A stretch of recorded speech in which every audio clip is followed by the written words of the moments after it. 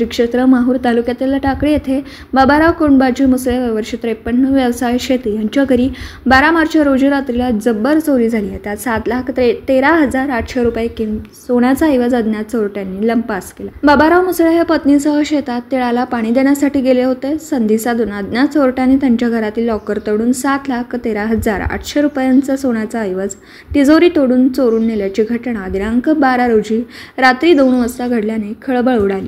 माहूर तालुक्यातील मौजे टाकळी येथे बाबाराव कोंडबाजी मुसळे हे परिवारासह राहतात। त्यांना 2 मुलं असून दोघे नोकरीस असल्याने मुंबई येथे राहतात। ते व त्यांची पत्नी लक्ष्मी असे दोघे जण गावातच राहतात। मुलगा विकास याचा गेल्याच वर्षी विवाह झाला असून तो मुंबई येथे राहतो। दिनांक 12 मार्च रोजी रात्री 10:30च्या सुमारास ते व त्यांची पत्नी घराच्या दरवाजांना व गेटला कुलूप लावून पिकाला पाणी देण्यासाठी शेतात गेले। उजेडासाठी बॅटरी घेण्याचं विसरल्यामुळे पत्नीला न बॅटरी घेण्यासाठी परत घरी आलो। घरी येऊन बॅटरी घेतली, घराचा दरवाजा व गेटला कुलूप लावून परत शेतात गेलो।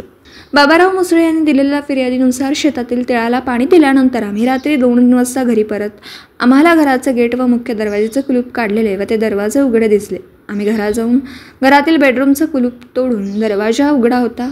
बेडरूममधील लोखंडी कपाट, सिंक टेबलचे दरवाजे उघडे होते। त्यातील सामान बाहेर अस्ताव्यस्त पडलेलं होतं। अस्ताव्यस्त पडलेल्या कपाटात लॉकरमध्ये ठेवलेल्या सोन्याच्या दागिन्यांचे रिकामे बॉक्स पडलेले दिसले। त्यावरून आम्हाला घरात चोरी झाल्याचं समजलं।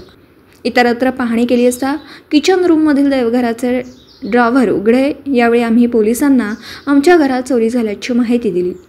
पोलिसांनी घरी येऊन घराची पाहणी माहिती घेतली। आज रोजी आमच्या घरी पोलिसांचं डॉग पथक व फिंगरप्रिंट पथक यांनी येऊन तपासणी केली।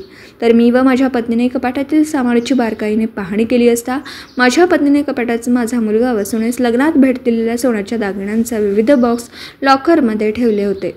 असे एकूण किंमत 7,13,800 रुपये मुद्देमाल चोरी झालाय। तर अशा फिर्यादी बाबाराव मुसळे यांनी दिल्याने सहाय्यक पोलीस निरीक्षक शिवप्रकाश मुळे यांनी टाकळी येथे जाऊन घटनेचा पंचनामा करत अज्ञात आरोपी विरुद्ध गुन्हा दाखल केला। पुढील तपास सहाय्यक पोलीस निरीक्षक शिवप्रकाश मुळे यांच्या मार्गदर्शनाखाली सहाय्यक पोलीस उपनिरीक्षक पालसिंग ब्राह्मण, ASI बाबू जाधव व पोलीस हवालदार पवन राऊत हे करीत आहेत।